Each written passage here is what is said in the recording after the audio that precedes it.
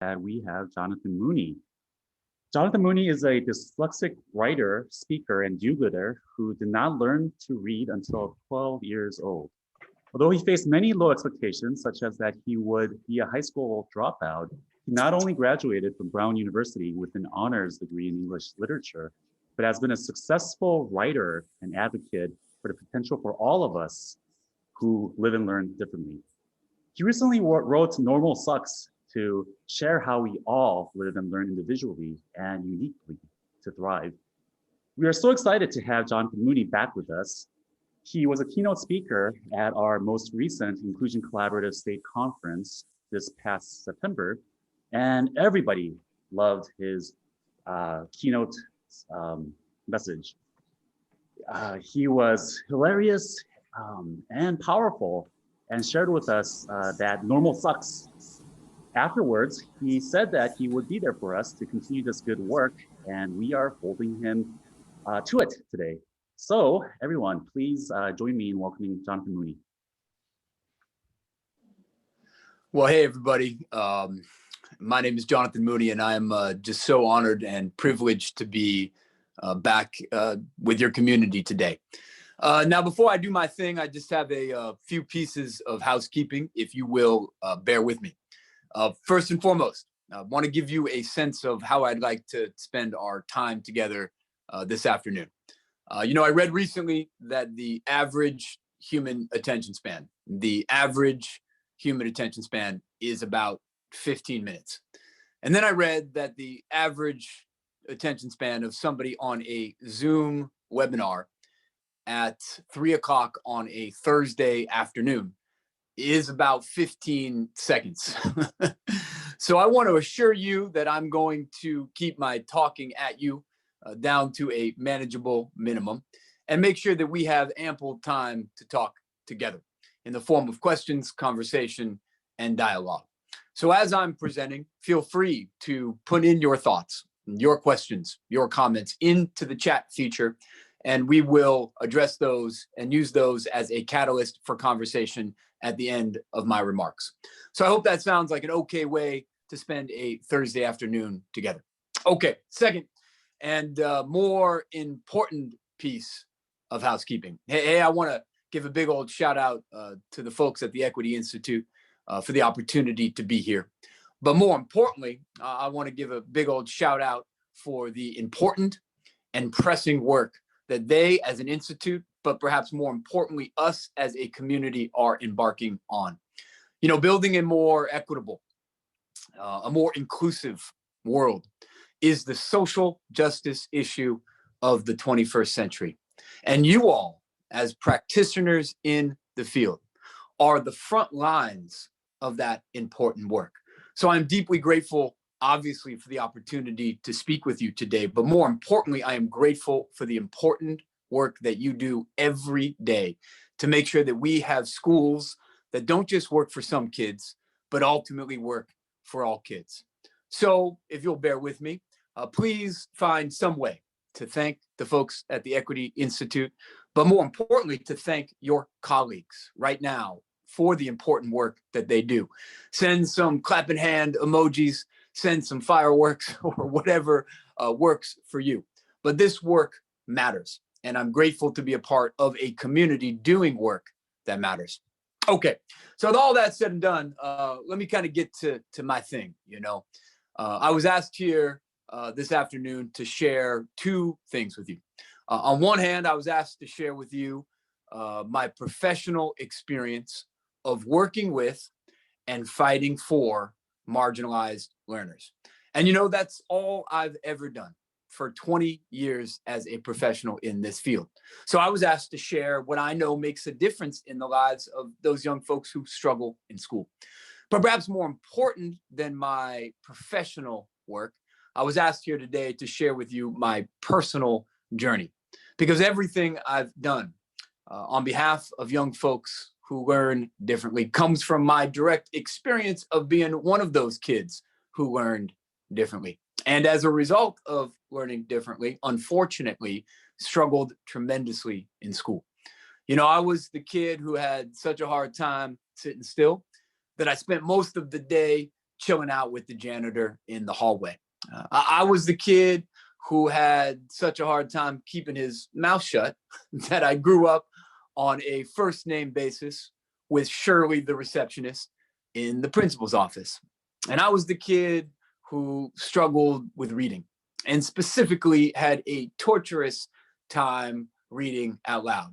So I spent most of my high school days hiding in the bathroom to escape reading out loud with tears streaming down my face. You know, I didn't learn to read until I was 12. Couldn't read until I was 12.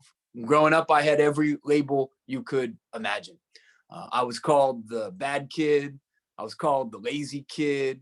And eventually I became the special ed kid. I was diagnosed with a continuum of language-based learning disabilities, dyslexia, dysgraphia, and others in 3rd grade. I was diagnosed with a whole bunch of executive functioning and behavioral disorders, attention deficit, hyperactivity disorder, and others in 4th grade. And I dropped out of school for about a year in 6th grade. That year when I left school, I struggled with a number of mental health challenges. I struggled with anxiety. I struggled with depression, and I had a plan for suicide. So you can imagine, as you've already heard, by the time I got into my adolescence, middle school, and beyond, there were all sorts of low expectations that surrounded me. Low expectations that too often surround marginalized young folks who don't fit our definition of the so-called normal learner. You know, I heard it all. You know, I was told I'd be a high school dropout. I was told I'd be unemployed. And I was told by one person that I'd end up in jail. And as you heard, I beat those odds. I transcended those low expectations. Opposed to being a high school dropout, I became a college graduate. Opposed to being unemployed, I became a writer. And most importantly, opposed to becoming an inmate, I became an advocate. Somebody who has dedicated his entire professional life to making the world a better place for folks who get the short end of the stick. So I was asked here today to talk about that journey of change and transformation. I was asked here to answer a very valid and honest question that a lot of people ask me when they hear about that journey of change and transformation. You know, I'm asked by moms and dads, I'm asked by educators, I'm asked by students themselves, hey, Jonathan, how'd you do it, right? How could you go from a 6th grade dropout who couldn't read at 12 to an Ivy League English major published author? What drugs did you take? And where can I buy some, right? I know that's the question on your mind. And that's the question that I want to answer today. I want to talk about what I know makes a difference in the lives of marginalized learners. But my answer to that question is, surprisingly or not, a little contrarian. Because often when we think about what it means to move the dial for folks who don't fit into school, we often think about remediating or fixing their skill sets, right? We think if we can just get all the writing in place, get the mathematical facts working, that young person will then be on a journey of change and transformation.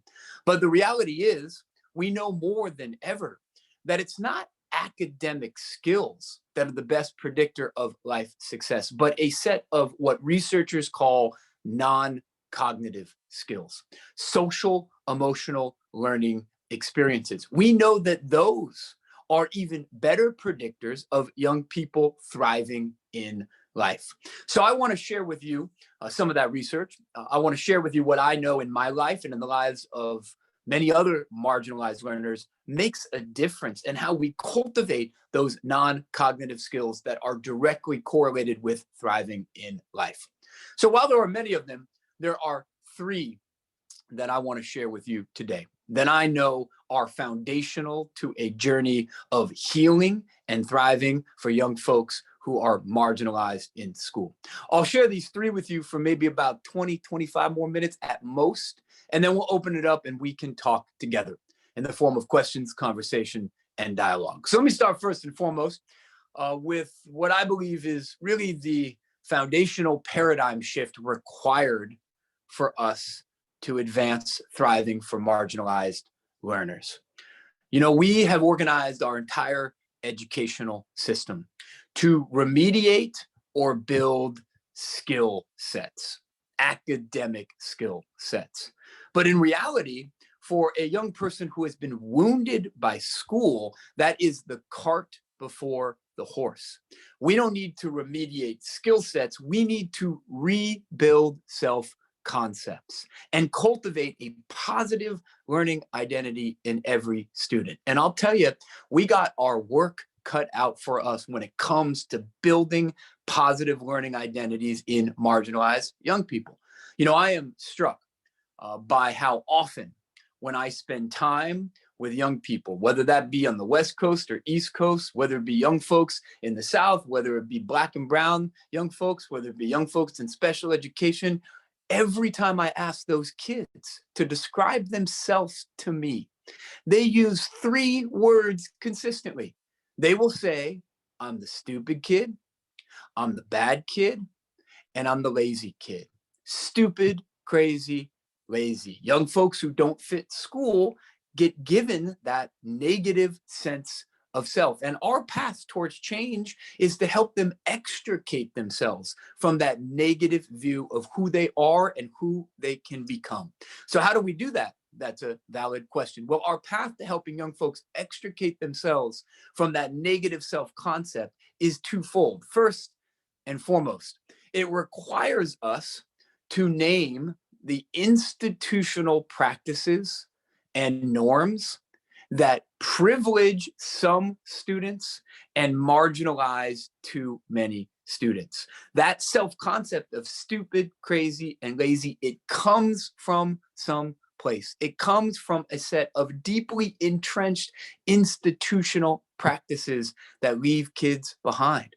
You know, that idea that you're the bad kid comes from somewhere.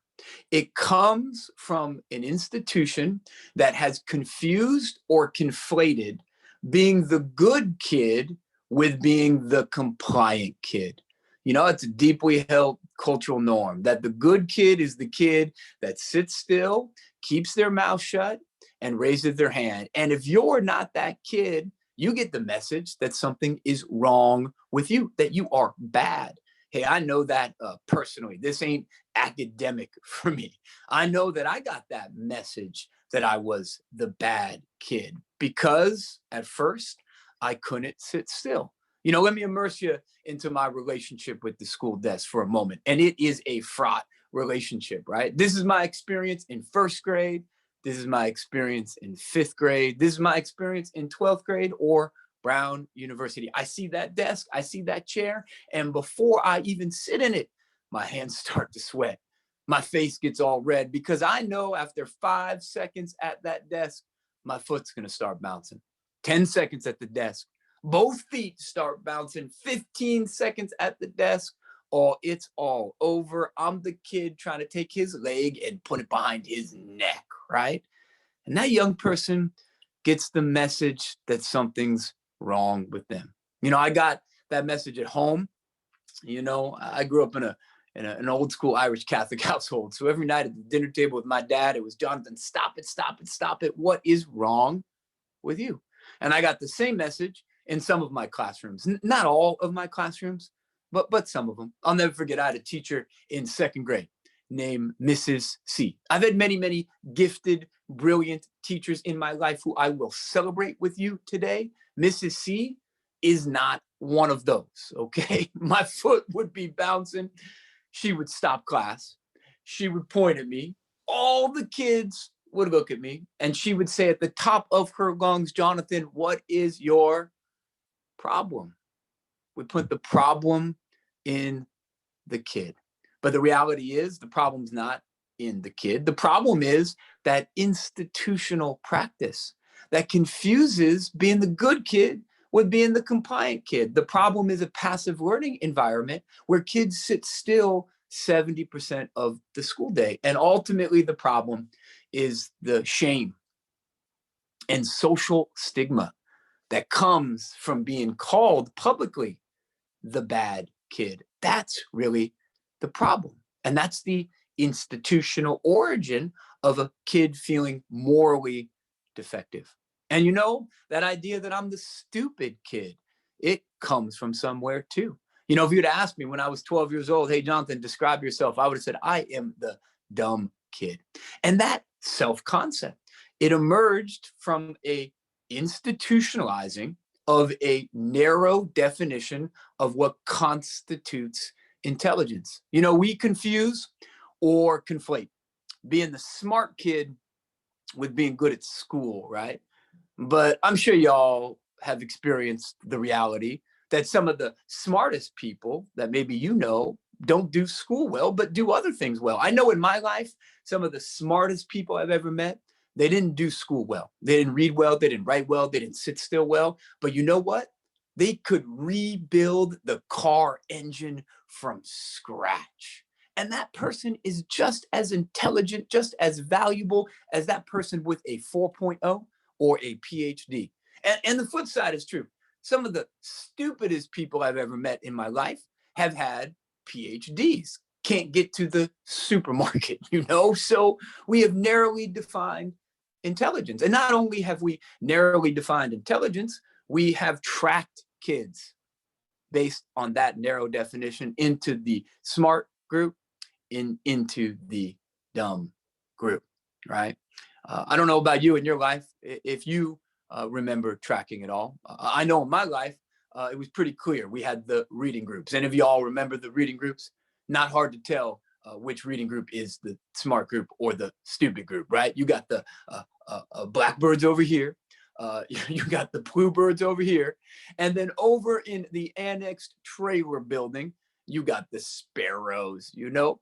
Come on now, we ain't fooling anybody, you know? Let me put it this way. When I grew up, everybody knew that my group was the dumb group because my group was a bird that did not fly, okay? It was an ostrich and it ran quickly, right? And everybody knew that my group was the dumb group because I was reading See Spot Run and the condors were reading War and Peace, right? We all know what gets you in the smart group. And it's a narrow definition of skills. It ain't your tactile kinesthetic intelligence. It's not your social emotional IQ. It's not whether you can talk or draw or dream or build or connect and care for other human beings. It's a narrow band of academic skills. And that definition of intelligence, it leaves so many children out and it wounds those children deeply. And that's the problem. Not a kid who learns differently, but a narrow definition of what constitutes learning. And that paradigm shift matters. It is the first step towards rebuilding one's self-concept because it means that you as an educator, whoever you are, can go out there and be an ambassador to the idea that different isn't deficient, that you aren't broken as a young person.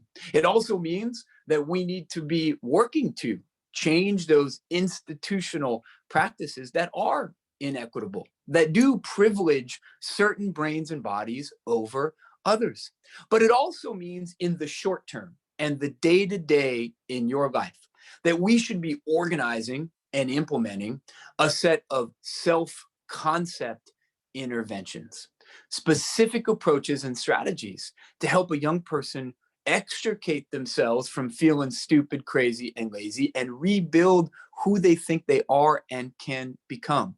Hey, I know the power of self-concept interventions in my own life. You know, I told you all that I had a plan for suicide when I was 12 years old, you know, and what saved me during that dark period was a self-concept intervention by my mom. You know, my mom was worried about me, as you could imagine. And she had read about an interview on Dateline.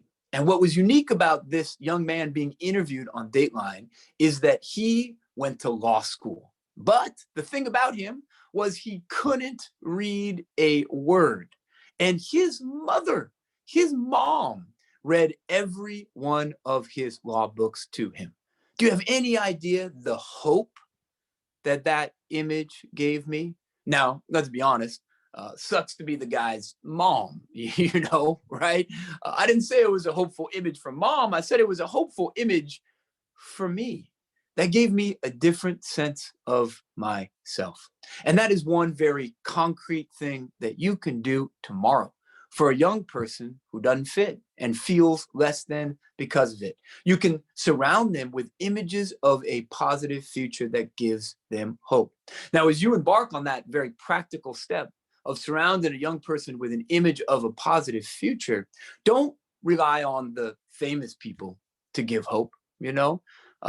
It doesn't do me much good to hear that Whoopi Goldberg struggled in school. That is true.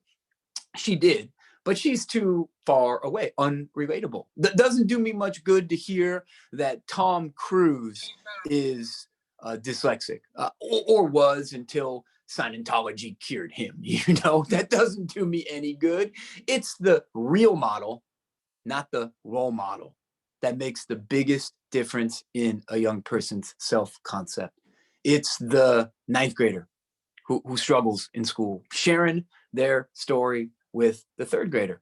It's the high school senior giving back and sharing and mentoring the ninth grader. It's the small business owner from your community coming to share their experience. And that's hope. It's the community college student coming back and talking about their resiliency, their courage, their perseverance. Those things matter. Those things don't cost any money. Those things help to rebuild a damaged sense of self and to build and heal and to create a more positive learning identity of somebody who can, not somebody who cannot. And that is the beginning of change for a young person like me. But it's not the end of change or thriving. Remember, I told you there were three things I wanted to share. Let me tell you about the second one. You know, in my life, I needed to be supported in finding my voice and in finding my sense of efficacy in my education. You know, there's a phenomenon in psychology called learned helplessness. And it's when somebody faces difficult experiences, traumatic experiences, they give up and they learn helplessness. It's the opposite of having agency in one's life. So how do we help young folks that have fallen into that sense of learned helplessness? Well, in my life, that journey of unlearning helplessness started with my mom. You know, I want to give you a mental image of Colleen Mooney. If you'll bear with me, because I wouldn't be here if it wasn't for her, right? You know, a lot of folks underestimated my mom. You know, they underestimated my mom for a whole bunch of reasons. You know, on one hand, my mom was looked down upon because she wasn't a tall woman. On a good day, in high heels, on her tippy toes, my mom is 4'11", right? Little Irish bulldog, you know? So folks literally looked down upon her. My mom was also more substantively looked down upon because of her socioeconomic background. My mom, daughter of Irish immigrants, my grandparents, right off the boat, working coal mines in Montana, and then moved to San Francisco, cleaning rich folks' homes. That's where my mom grew up. And my mom struggled in school, much like I did, but did not get the support that she needed or deserved. So my mom never graduated from high school. My mom found herself a single mom. She had my brother and my two sisters, all before she was 20 years old. So people looked down on her for that. And lastly, people dismissed my mom because she had a very funny voice. My mom has a very high-pitched, squeaky voice. She totally sounds like Minnie Mouse.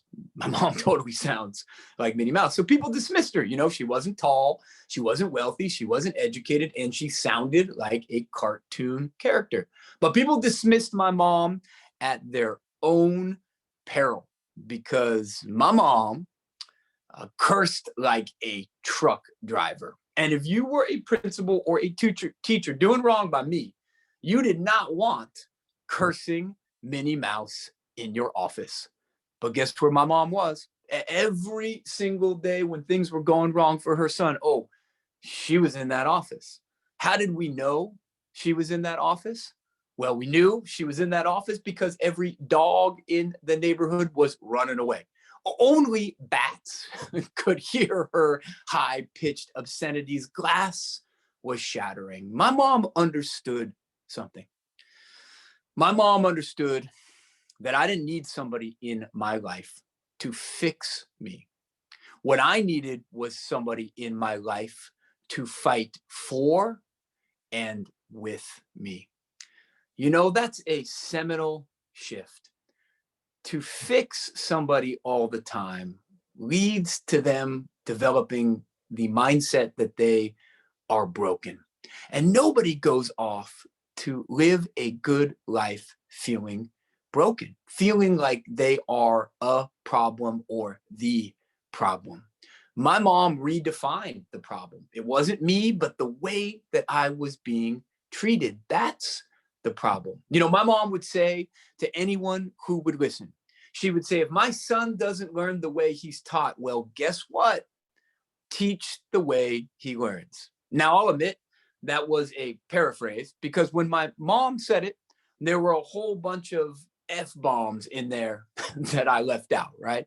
But my mom fought for the idea that it's the environment that should change and not me. And more importantly, perhaps, my mom gave me the message that I was worth fighting for. And my mom was an advocate for me. And in being an advocate for me, guess what she taught me? She taught me the most important skill I ever developed. You know, I don't read well to this day. I read in the 12th percentile. That means I read like somebody in 7th or 8th grade. I don't pay attention well. I have the attention span of a gnat. I struggle with organization, you know. I lose things all the time. I have explored the feasibility of stapling my car keys to my forehead, right? But you know what I do well? I may not read well. I may not spell well. I may not sit still well or pay attention well, but I advocate for myself well. That's one of the most essential non-cognitive skills that we can and should be cultivating in every single student. The sense of self-advocacy, the sense of self-efficacy, empowering student voice and student choice, empowering every student to be a leader in their classroom, a leader in their life. That self-advocacy behavior is the skill that correlates most with thriving in life. So what does that mean for you on the day-to-day?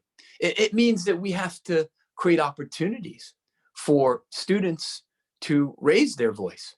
We have to give students an opportunity to have a say in the things about them.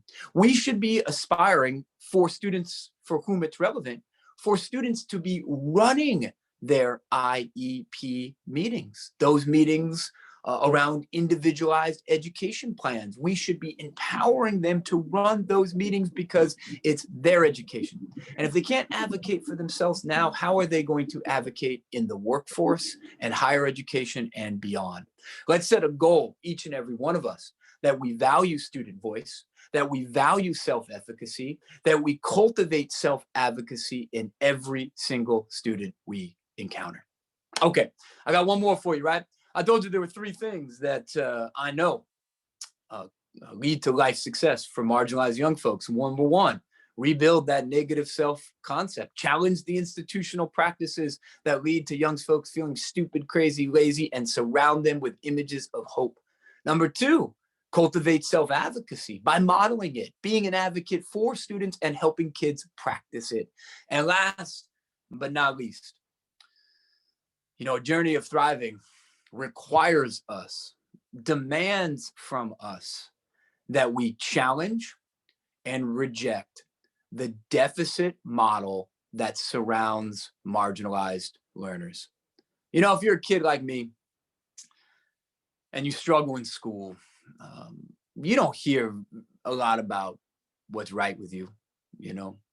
You hear a lot about what's wrong with you. Jonathan can't sit still. Jonathan can't spell. Jonathan can't read. Jonathan can't write. Jonathan can't. can't. It's a deficit orientation that constrains one's sense of self and constrains one's sense of their future and their possibilities. And it must be challenged because it runs so deep. You know, when we think of different as deficient, we have subsequently organized an education system that's all about trying to fix a problem in kids who don't fit. We've organized our system to make the square peg fit the round hole. But the problem is, when we try to make the square fit the hole, the kid often breaks. And we've institutionalized a deficit orientation in our processes and in our practices. You know, when I was a kid, I had something called an IEP. Sure, you all know it. It's called an individualized education plan, IEP. Got to be real about that thing. When I was a kid, NSA, KGB got nothing on the IEP, right? They've been doing deep intel on me my whole life, and it ain't good news in that file. Research shows that for vulnerable, marginalized learners, for every one strength that we mentioned, there's upwards of 25 weaknesses or deficits categorized in the IEPs, 504 plans, response to intervention plans, whatever it may be. A deficit model. Imagine that being your life, you know? Imagine going to work every day and hearing all about what you can't do and never what you can do. It must be challenged. The script must be flipped. And I know the power of flipping that script in my own journey. You know, I wouldn't be here if it wasn't for a teacher named Mr. R. Tell you about Mr. R real quick, you know. This man had a ferocious commitment to the idea that every single human being has something right with them. And he saw his job as an educator to be finding the good in every single student, to surface that strength and talent, to name it, and to build on it. And so he would ask every kid every day, hey, what are you good at? You know, what are you good at? And he would ask me that question. And because I was in IEP land, when he asked me what I was good at, my response would be nothing. You know, I'm not good at anything, right? But the thing about Mr. R is he never gave up, not on any kid.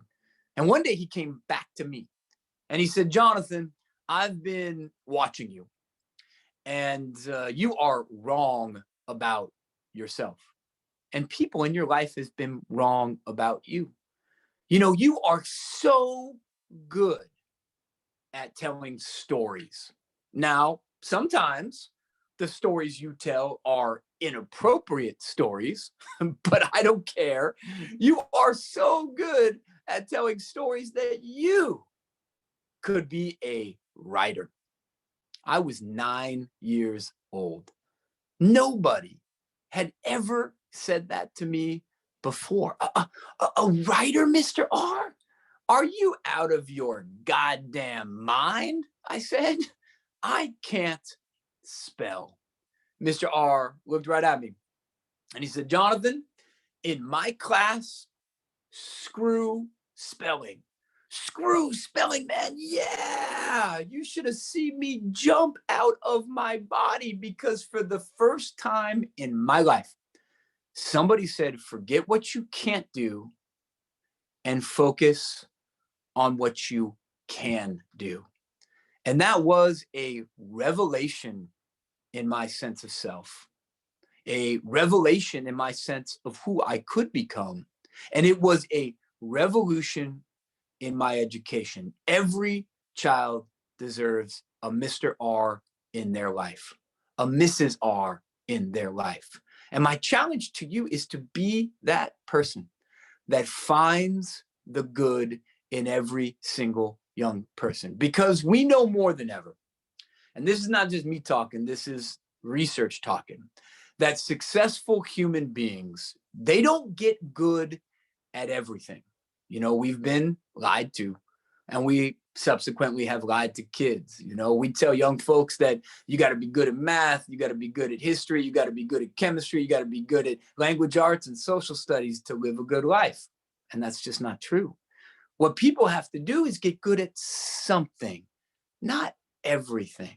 What do they do with the things that they are challenged by? Well, they do what successful human beings always do, is they accommodate weakness and focus on strength. That's what I did. You know, Mr. R was right. I'm good at telling stories, but I spell at a 3rd grade level. I write books for a living. How do I square that? Well, guess what? I married my spell checker. It's called strategic mating. And if you haven't tried it, you should try it. We all do that.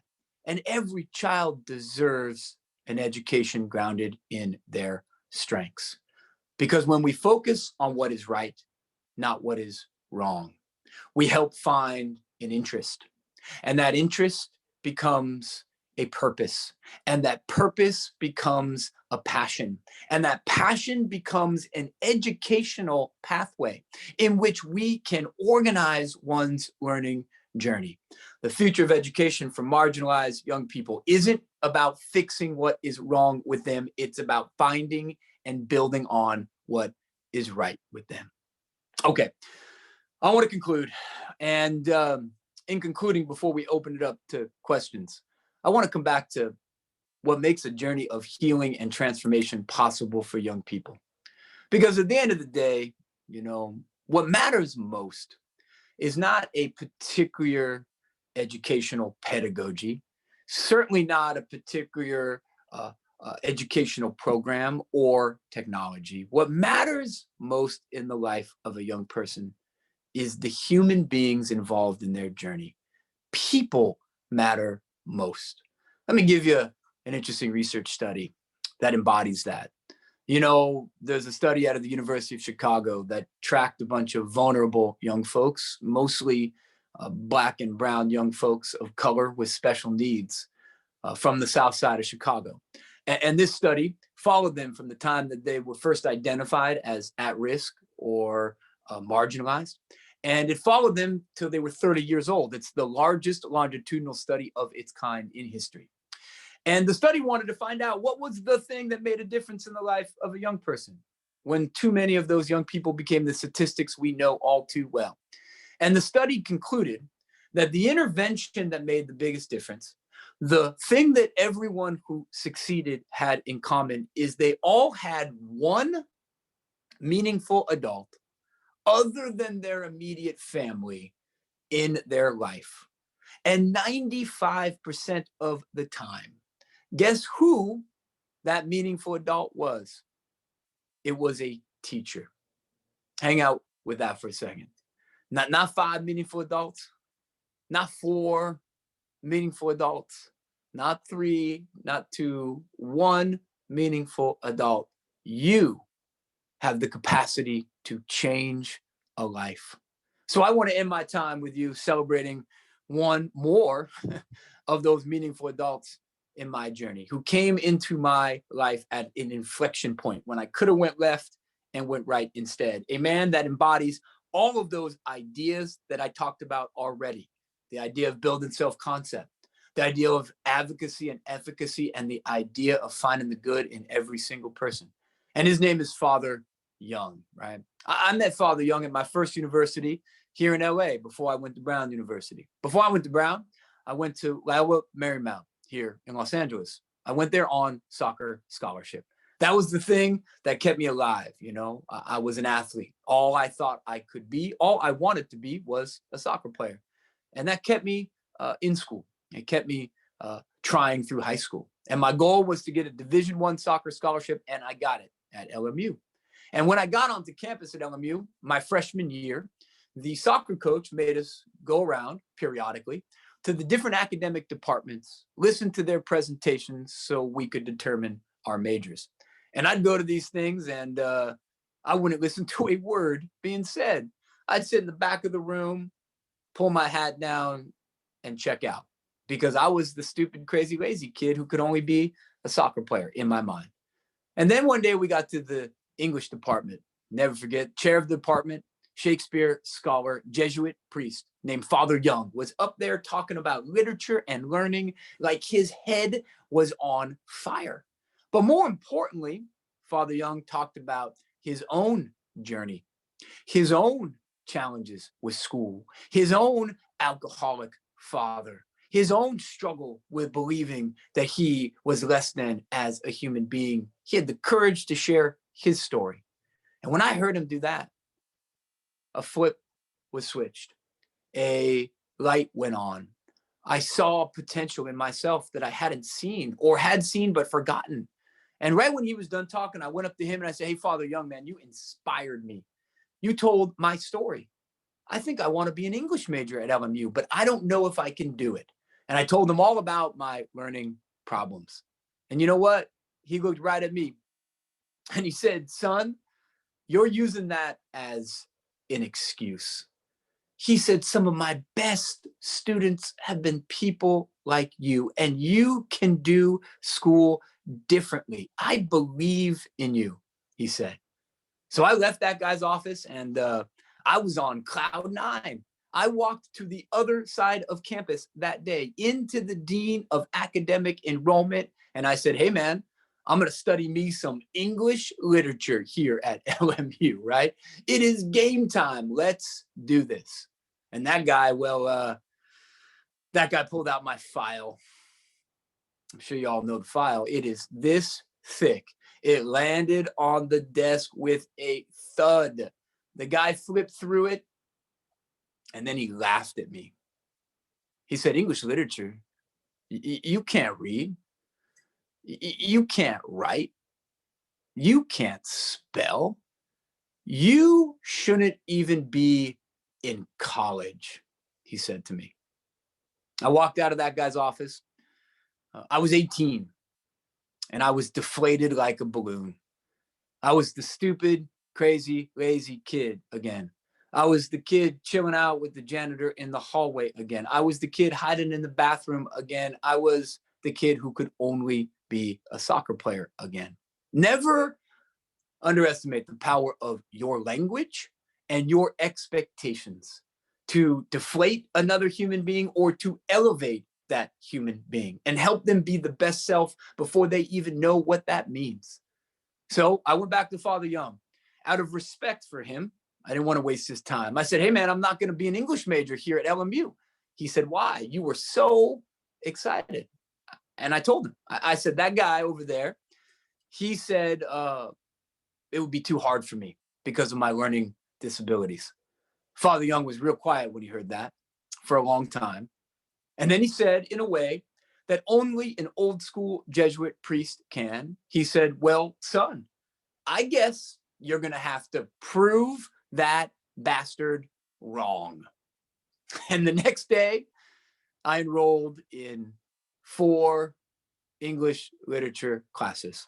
The next day, I enrolled in the student services for people with disabilities, advocated for my right for accommodations for the first time in my journey.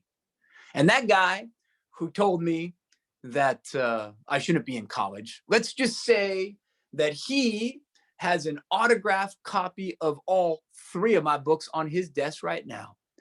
Prove him wrong. That's what this is all about.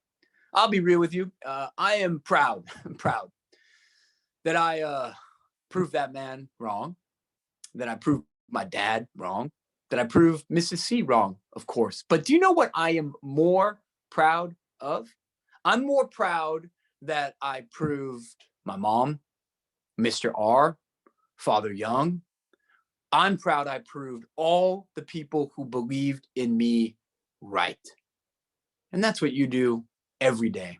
You are that meaningful adult, focusing not on a narrow band of academic skills, but something so much bigger, helping young people use education to build a better sense of self, helping them have efficacy and advocacy in their life and then beyond in the world, and helping them find their talent so they can contribute, because the problems we face as a world right now are an all hands on deck challenge. We need everybody's capacities, everybody's abilities, everybody's strengths and challenges to get out of this mess that we're in. And it all starts with you. You all are the front lines of making the rhetoric of the American dream a reality. When you all do your work for no child, every single kid, their past won't determine their future. Where they come from won't determine where they'll go. And it'll never be too late for them to change and never too late for them to thrive. Okay.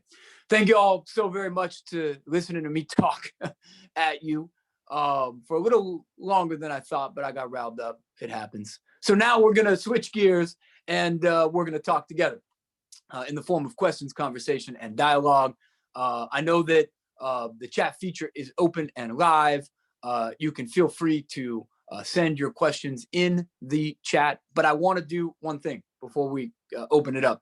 For those of you that need to move on in your life, hey, I got it. Busy lives, you're doing important work. If you have a question but can't stay and would like to be in touch with me, my forms of ways to be in touch are twofold. Number one, hit me in a direct message on the social stuff.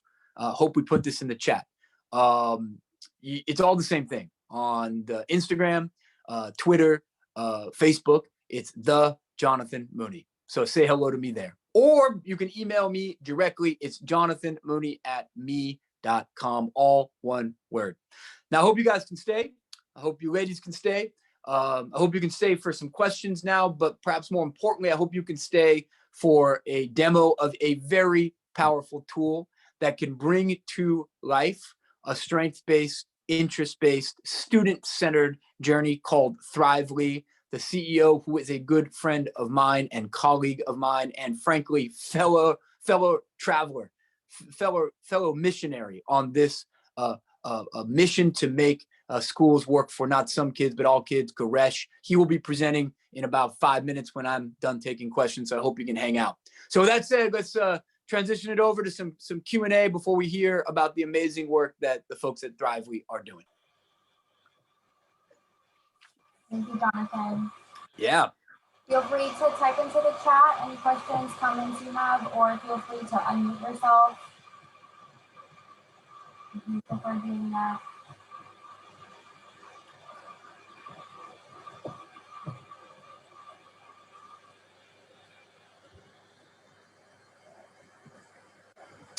Well, first of all, thank you, Jonathan. It's a pleasure to meet you and to be with all educators, leaders, parents that are on this training right now. Your conversation moved me for several reasons. One, you know, many years I've spent in the classroom, and I'm a parent, and now I work with a larger community for the city of San Jose. And I realize now how powerful the classroom teacher is. And I don't know if we're taught the type of power we have when we're in these credentialing programs. And at the end of the day, it doesn't really matter who your superintendent is, who your principal is, how many resources you have, or if you have an aide. It's those four walls. And as a teacher and educator, whatever grade you teach, whatever type of student you teach, to make room for students' ego, to make room for them to be in a safe space. Because being a teacher is a privilege. You're a gatekeeper. You have the power to share a resource or not. And because we're human beings, we're gonna see students from different lenses, right? From our own experience, what we believe. But at the end of the day, you as a teacher have the power to change a student's life for the good or for the not so good. So I just wanna remind us all that when you can influence a student, that's the best gift you'll ever have. Yeah. Well, amen. Amen to that. You know, thank you. Thank you for your powerful and eloquent testimony. Thank you for your service in the classroom and beyond. And thank you for what I feel, even though we're not in the same room together, is your advocacy on behalf of equity and social justice, and behalf of young folks. Let me say just a few things. You are so right that in the educational processes leading up to becoming a teacher, we fall short in the credential programs. We make it much more about disseminating content opposed to caring for and connecting to children. And that's really what this is all about. You know, if we're not connecting and caring for young folks, we're not teaching, we're talking, you know. And one of the things that I believe so deeply is prioritizing relationships, you know. And you'll hear in a moment from Goresh and crew about how Thrively is a powerful tool to build that relationship, because when a student feels like the teacher sees them and knows them, knows their strengths, knows their interests, they're more engaged and they're more connected as human beings to other human beings. So that's a powerful testimony to that. Now, the second thing I want to say, which is a little bit higher up, and I think it's a call to action for us, is not only have we fallen short in our credential programs around really prioritizing the teacher-student relationship and empowering the teacher. In our larger public policy, we've done the same thing. You know, there was a concerted effort beginning in 2000 with No Child Left Behind. And frankly, this is a nonpartisan thing because it was continued by many of the educational policies of Barack Obama. There was a concerted effort to so-called teacher-proof the classroom, you know, have it be so standardized that teachers were treated as widgets, you know, and kind of replaceable cogs in the machine. And that is wrong. And that was a detriment, not just to kids, but it was frankly a detriment to teachers. You know, teachers need to be celebrated and uplifted, and they need to be given autonomy. Their strengths need to be surfaced, opposed to just having tests that document their deficits. All the things that we aspire to for children, we need to aspire to for educators as well. And that's a public policy issue. And I raise that now because we are on a cusp of a new administration that will be funding schools, I think, to a greater extent than we've seen historically. And the question is, are we using that funding to unleash and empower teachers on the ground, or are we using that to create more bureaucracy that constrain teachers? So we need to advocate for resources that empower educators to connect and care for and be professionals in the classroom. So I couldn't agree more with your testimony. I appreciate you so much, and thanks for sharing that with us.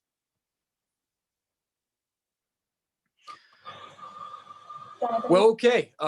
I know it's a long day for y'all, parents, teachers, everybody. So I really value you taking a little bit of time to be with me.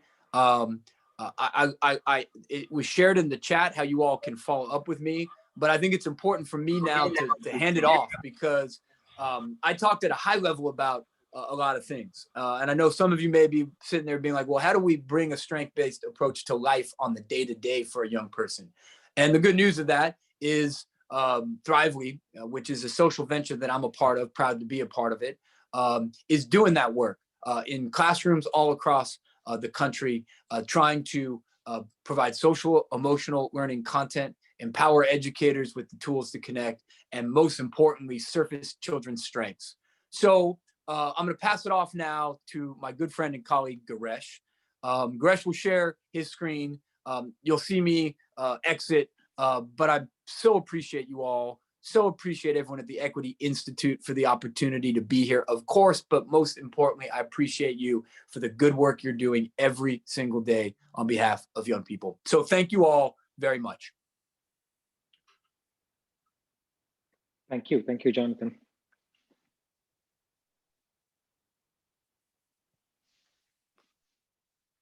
All righty. Sang, you want to say something, or can I get started here? Go ahead, Gresh. We are ready for you. Awesome. Awesome.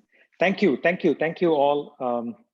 And thank you, Equity Institute, for this opportunity. I know Jonathan started his talk by saying the attention span is 15 minutes. So hopefully I can, I hope it has not gone down and you are all energized now. And hopefully I can keep you all engrossed for the next 20, 25 minutes. I'm supremely excited here again. As I just said, thank you for this opportunity. Jonathan talked a lot about the education, how education need to be based on building positive learning identities. Talked about the education should be strengths based. Talked about education need to be skill based, right? And I'm sure everyone knows what need to be done, but the challenge is how do we go about doing that? Okay, and that's where Thrively comes in. So just a brief introduction of myself. If you are wondering who this guy we had to listen to for the next 20 minutes, my name is Girish Venkat. I'm the founder of Thrively. Firstly, I had to state that I'm not an educator. I'm a parent first. I have been a serial entrepreneur. Thrively is my sixth startup. But Thrively started as a personal journey for me as a dad watching my son grow up. So if I'm supremely animated during the presentation and all that is just because my passion talking about it. I have become supremely passionate about education. I call it learning, and passionate about helping every child thrive in life. So if I'm super animated, bear with me. As I said, Thrively started as a personal journey for me as a dad watching my son grow up. One of the things I was very clear about is not to reduce my son to a letter grade in school. In what's kid's identity in a school? You're an A grader, you're a B grader, you're a D grader. The questions that popped up in my head at that time when my son was growing up, how do I help my son understand who he is, what his strengths are? We are good at telling kids what they're not good at, what they should be good at, but we don't tell them how awesome they are in who they are. Schools are based on a deficit model, and parents are equally guilty of that, chasing that, A grades. We all know, right? 98% of the kids lack self-awareness. Jonathan talked about that. If you ask kids, who are you? That's a very loaded question for the kids. If you ask 90% of the adults, who are you? They will tell you what they do, not who they are. Kids have a larger problem describing themselves. How do I help my son understand who he is, what his strengths are? How do I help my son explore his aspirations? My son was big into video games, and I hate video games, typical parent problem. But that was his aspirations. How do I help him with that? And how do I expose my son to all the enrichment out there? Keep in mind, exposure to the right opportunities at the right time can be life altering. The difference between kids who are thriving and not thriving is what kids got exposed to while they are growing up. That's what led me to starting Thrively, led me to the Thrively journey. One of the fascinating things I learned about human brain, I don't know many of you know this, which got me start this company. All humans are born with the same number of brain cells. So all of us here, Einstein, Picasso, Michelangelo, by the way, we are in a great club. We were all born with the same number of brain cells. As the brain gets stimulated, the connections between the brain cells increases, and more the connections, more information the brain can process. It just so happened, Einstein got more stimulated than many of us. Jonathan's mom taking him out, pulled him out of the classroom, took him everywhere, and that experiential learning that led to, what Jonathan is today. And we all, okay, if we are thriving. So how we as parents and educators, when I drop my kid at 8 o'clock, pick them up at 4, 8 hours of enrichment at school, continued enrichment at home, we can create many, many, many, many, many more geniuses. Thrively was founded on a core philosophy that every child has a genius and they deserve to thrive. By the way, I don't know whether you guys have added the numbers.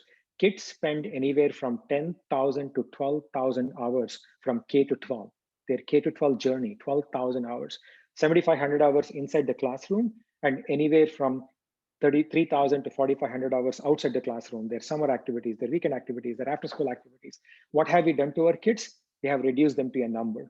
How do we look at the holistic view of the child and help every child thrive in life, not survive in life, not prepare them for 4 years of college, but prepare them for 100 years of their life is what I'm going to unpack over the next 20 minutes. It's going to be a rollicking journey. Trust me on that. And then if it is not, tell me, hey, Girish, go do something else. Okay. So with that, I'm going to show you guys what Thrively platform is, and we'll give you a quick peek of the platform. So this is what the Thrively platform is all about. Okay. I call this Thrively a learning, strengths-based learning journey to develop a thriving whole child. So if you can see the 5 components of the Thrively platform, it all starts with knowing your students. Literally, I have done 3,500 presentations. And my heart bleeds and I choke up every time I tell the educators, we are teaching our kids without knowing who they are. What do we know about our kids outside of their academic grades, their attendance record, their behavior? Okay, can every educator say, I know my kid's strengths? Remember all the positive learning identities Jonathan talked about. Do I know my kid's strengths? Do I know their interests? Do I know their aspirations? Do I know how they learn? Do I know their habits, right? So every kid in your classroom feels, I'm a genius, I have talent, I belong in the classroom, I'm respected and valued, I have a contribution to make. By the way, research shows kids are 30 times kids are 30 times more likely to be engaged when they think educators know their strengths. The biggest problem kids have is, my teachers don't know me. Miss F, Jonathan was talking about, right? And then kids, when they grow up, they say their parents don't know them. So how do we put kids front and center in their learning and make parents and educators learning facilitators? If you just use the first part of the platform, you would be transforming your school for good. The climate and culture of the school can go through the roof. So the first part of the journey is educators getting to know the kids and kids getting to know themselves, right? The self-awareness, if you are familiar with the Castle framework, self-management, self-awareness is the first, is that the key components of the Castle framework, and that's what Thrively does for you. The second part of the platform is helping kids find their passion and purpose. Remember, 90% of the kids, whoever makes it to college, they go to college and change their major year one because they have no idea what they want to become in life. As Sir Ken Robinson talks about what you are good at and what you like to do when they intersect kids' life. Kids have no idea why they're learning, what they're learning. How do we align what kids are learning to their interests and aspirations? Kids are flying. The third part of the platform is all around skill building, and Jonathan talked about it, right? Schools are great at teaching academic skills. How about social skills, emotional skills, life skills, career skills, next-gen skills? We know when kids leave your school, they know some science and English and math and a little bit of civics, but can every kid say, I'm a problem solver, I'm a creative thinker, I'm a skilled collaborator, I'm an effective communicator, I have resilience, tenacity, grit to take over my life, to take over my learning. And Thrively helps with that. And the fourth part of it is, how do we help with authentic learning? Remember, K-12 education is reading from a book and reproducing from a book. We measure how well kids memorize and puke it back in the test. How do we expose our kids to authentic learning experiences? Whether it is project-based learning, whether it is problem-based learning, whether it is passion projects, and Thrively helps you with all that. And the last piece of that is, how do we help our kids to become empowered learners? I was seeing in the chat, how do we help develop advocacy? How do we help our kids to develop agency? And that's what Thrively does. Their 10,000, 12,000 hours of their learning all tracked in their portfolio. And that is what we want to be celebrating, the kids' journey through their K-12, right? So that's what Thrively is all about, helping every kid know who they are, helping them find their passion and purpose, helping them develop skills that they need to succeed in life, help them get exposed to authentic learning experiences, and then empower them, as lifelong learners. Now, it's all good to hear this. How exactly we do that? Generally it takes me 30, 40 minutes to go through that. So because of lack of time, I'm going to give you a quick preview of what Thrively can offer. I put in my contact information there, girish@thrively.com. So please feel free to reach out to me anytime. You can email me, and then happy to set up a full demo for you guys. And if your school is interested, if your district is interested, if you as a teacher in your class is interested, happy to do that. So one of the things Thrively is believes in is what we call next gen learning. What is that the next gen learning need to be? It should be strengths based. Jonathan keep talking about positive learning identities. It need to be skill based. It need to be goal driven. It need to be learner centered, and it need to be authentic learning. So what you're seeing here is, welcome Anna, my favorite child. This is a demo account. So I'm going to quickly walk you through, Anna's journey through your district in your classroom. As I said, the first part of the Thrively journey is all about knowing who your kids are. So we partnered with 2 of the 7 leading pediatric neuropsychologists here in California, Janine Weissman and Jamie Kimmel, and built out the industry first strength assessment for kids from ground up. We measure 23 strength areas from academic, analytical, problem solving, creative thinking, verbal acumen, social acumen, leadership. We are looking for the next UN Secretary General in your classroom, to a Jonathan Mooney, to Muhammad Ali, to Elon Musk, right? 80 questions, 30 to 35 minutes. At the end of the strength assessment, every kid, underline, every kid will be presented with a positive and uplifting profile of who they are. So Anna, after she went through this 30 minutes of assessment, this will be her reveal. Hey, Anna, you're focused with an analytical mind and nice flexibility. We provide every kid an identity. We measure 23 strength areas, as I said. In this case, Anna is focused, she's analytical, she's independent, she has appreciation as a strength. And we also give her a beautiful language to express herself. Hey, Anna, you're exceptionally goal-oriented individual. You have a gift of being able to focus on details. You're an easygoing personality. Think of even adults when you ask them, who are you, to be able to articulate in this language. The good thing is, the same strength assessment can be taken by all educators. And by the way, trust me, we all want to know how awesome we are. So if you have a minute, go to thrively.com, sign up as an educator, take the strength assessment yourself. If it doesn't put a smile on your face, you can let me know that. Not to drink my own Kool-Aid, having done 1 million assessments, this is the most surreal experience in kids' lives. Kids are going bonkers. Hey, that's me. And then tears in teacher's eyes. I had no idea about this kid. And you are providing a awesome language for a kid to express themselves. Their strengths, remember, every kid have their own strengths, and you're giving a powerful language for them. So we don't stop there.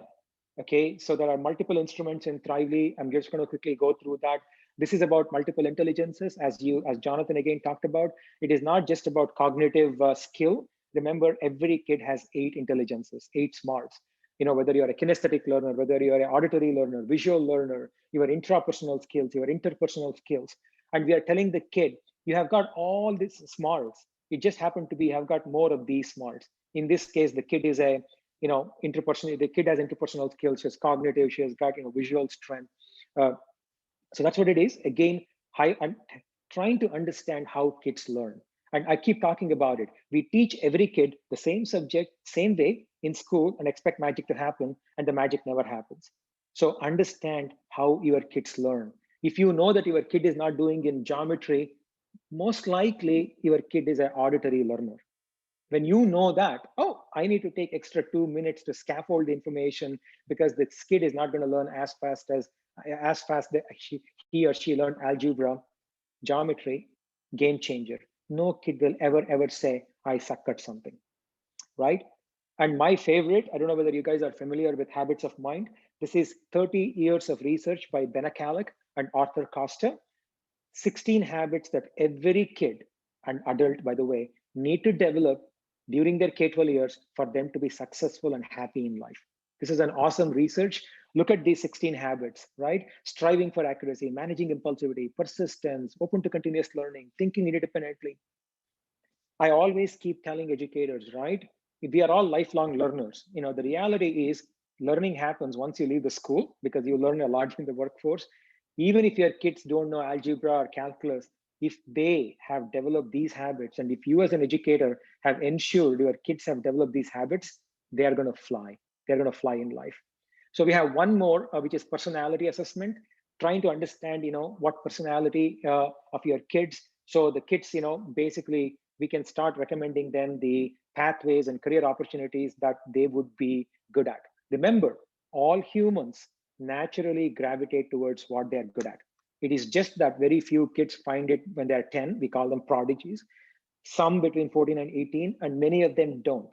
And we are trying to accelerate that, helping kids find all their awesomeness along the way. And we ask the kids, what are you? What is that you want to become in life, Anna?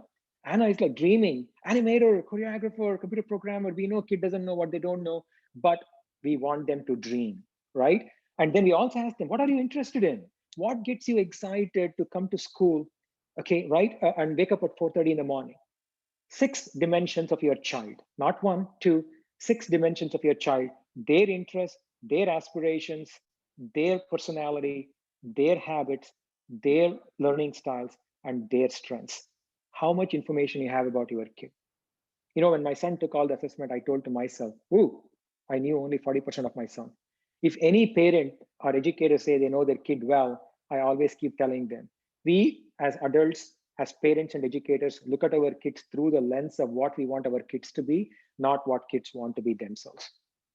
The real magic happens, I'm going to switch here from Anna's to the educator view. So you as a teacher, as your kids are taking the strength assessment and all that, click on my class, look at your dashboard.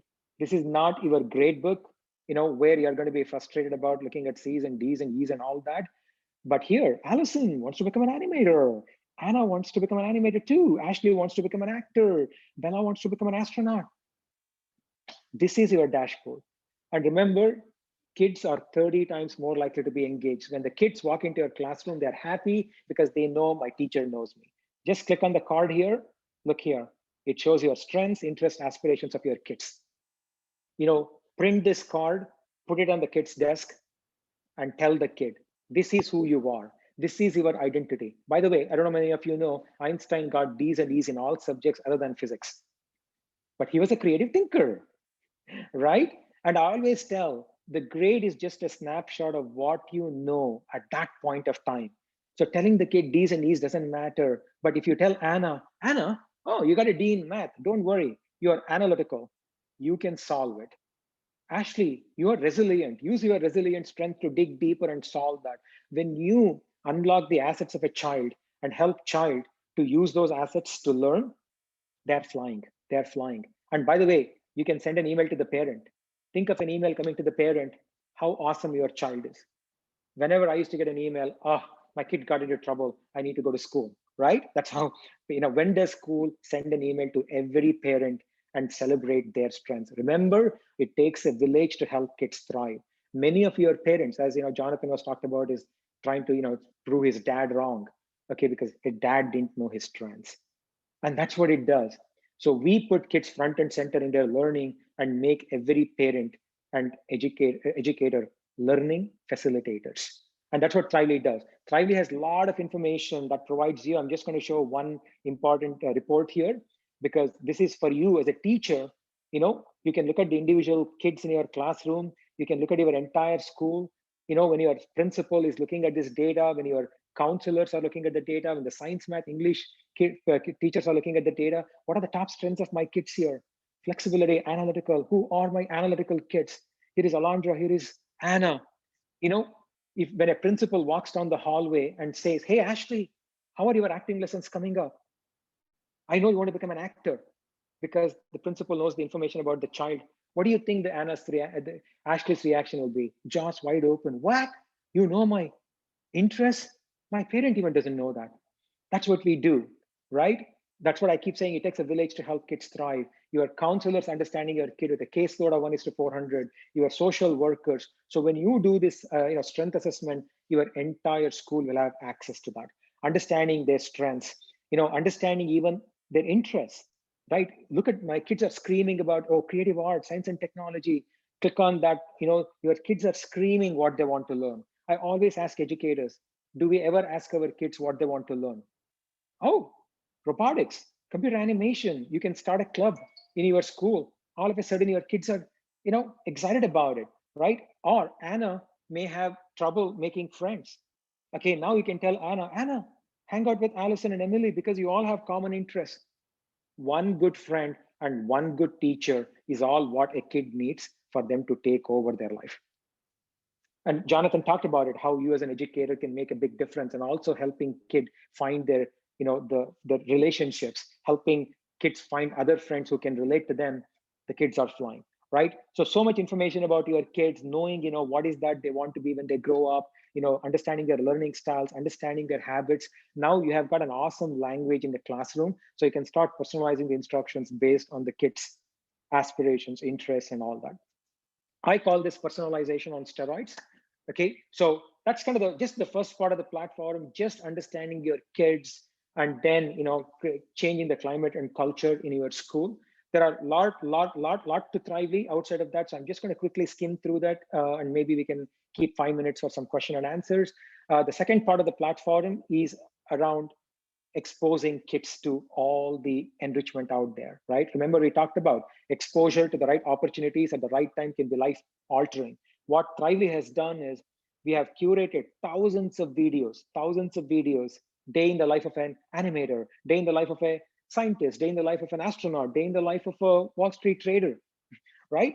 Kids get to watch all these videos for 5 minutes, 10-minute videos and like, hallelujah, this is exactly what I want to become. Or most likely they may say, nah, this is not what I thought an animator will do or some, astronaut will do. I'm going to go do something else, right? And we have infused, why, look at all these knowledge we have infused into that, skills we have infused into, what is it they want to become. Remember, the kid want to become, an animator, but they may not be giving interest to computers or English language. They may not think that is all important for them. Now you can start making that connection. That is all. The teachers need to make those connections because this is what you want to become in life, and we'll start making those connections. The academic connections, even the skills, non-cognitive skills, we talk about it. Why time management is important, why active learning, your judgment and decision making is important, because you want to become this. This is what you want to be. And that's what Thrively does. So expose kids to a lot of enrichment out there. The third part of the Thrively journey is skill development. We have thousands of lessons, literally 50,000 minutes of instructional content to help kids develop the social skills, emotional skills, life skills, career skills, and all of that. Okay. And then, by the way, we understand teachers have got a lot of stuff on the plate. So we completely understand that. So we have made your life easy. I call it near zero lift for you guys. We have organized all of this content in what we call playlists. Okay, the playlists are basically collection of all the content. Think of it like your Spotify playlist, like a Pandora playlist. Okay, you need a social emotional learning. Look at that.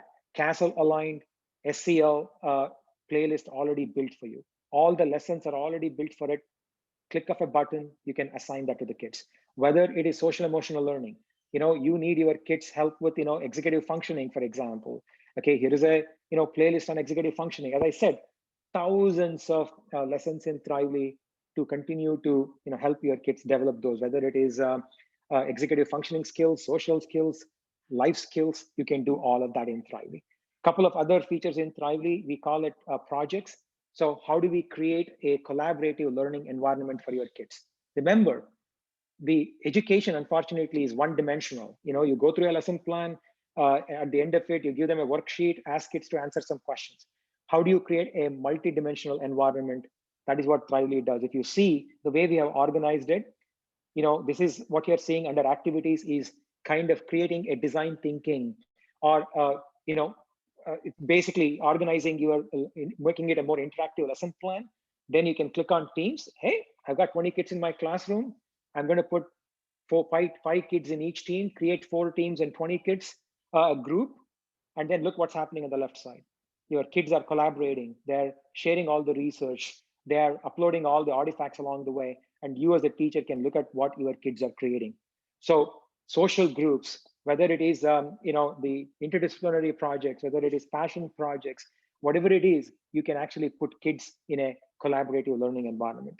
And then the last couple of pieces, people are talking about advocacy and how do we help kids to take over their agency and all that. In Thrively, you can set goals for your kids. I want my kids to be inquirers or analyzers. I want my kids to develop gratitude. I want my kids to develop growth mindset. So you actually can create all the goals in Thrively and make your kids work on those goals, right? So here is an example of, oh, I want my kids to be problem solvers. Now you can go and, get your, create an action plan for your kids. Hey kids, this is what I need you to be doing to develop your mastery towards these goals. And then you can attach some rubrics, you can give them, attach some videos and all that, and then ask your kids to work towards that goal. What happens? On the other side, the kids can look at their goals that you have assigned. Okay, here is Anna, and build grit.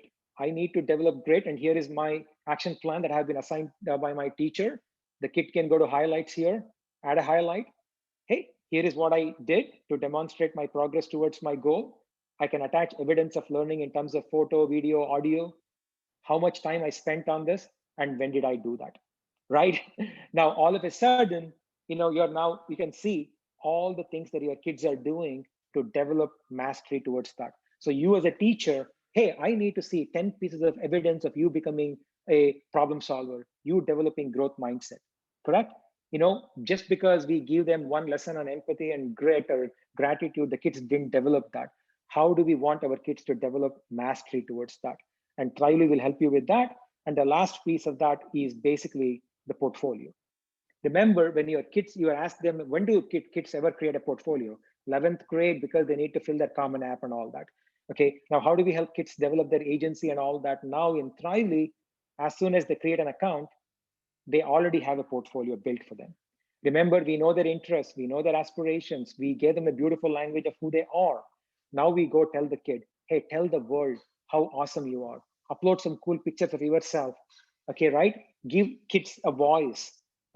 Make a bold statement about yourself, and every assessment the kids take all flows into their portfolio. All the goals that you have set as a teacher flows into their portfolio, and you can give them the badges once they accomplish the mastery. All the projects that they're working on flows into portfolio. All the highlights that they're adding to work towards their mastery, to work towards their goal, all tracked in Thrively, right? Now, what do they say? It takes 1 year for a teacher to know who the kid is. With Thrively, even before you walk in, you already know who the kid is, right? So that's what we do. That's what we are trying to do. I call this a collaboration. So Jonathan talked about a lot of that, and I hope it resonated with you guys. So again, that whole Thrively journey is about understanding who they are, helping kids find, know who they are, helping them find their passion, purpose, build all the skills, expose them to stimulating authentic learning experiences, and take ownership of their learning. So we would love to collaborate with you all, because we have a tremendous responsibility as parents and educators to help every kid thrive in life, especially the circumstances we are in. And this decade, I keep talking about it, we have tremendous responsibility. So that's the journey that I wanted to take you guys through that. I know we are hitting our 4:30 mark, so if someone has any questions, I can stay here for a few more minutes.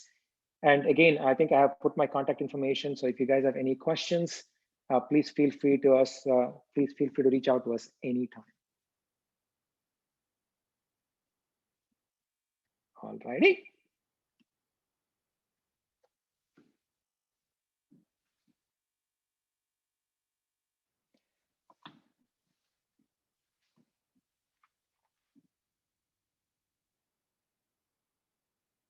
Thank you all. I'm going to put my, again, I think if you missed out my contact information, it is girish@thrively.com. You can also reach out at thrive@thrively.com. So, we would love to kind of take you through a deeper walkthrough.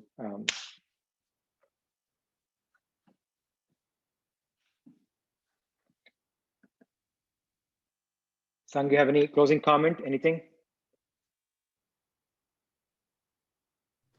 Thank you for your presentation. Yes, Awesome. thank you, Rich. We are really appreciated, and it looks like such a wonderful tools. There is just so many things to be able to look into and help our young people thrive. And it goes in very well with everything that Jonathan had spoken of and writes of. So thank you very much for sharing.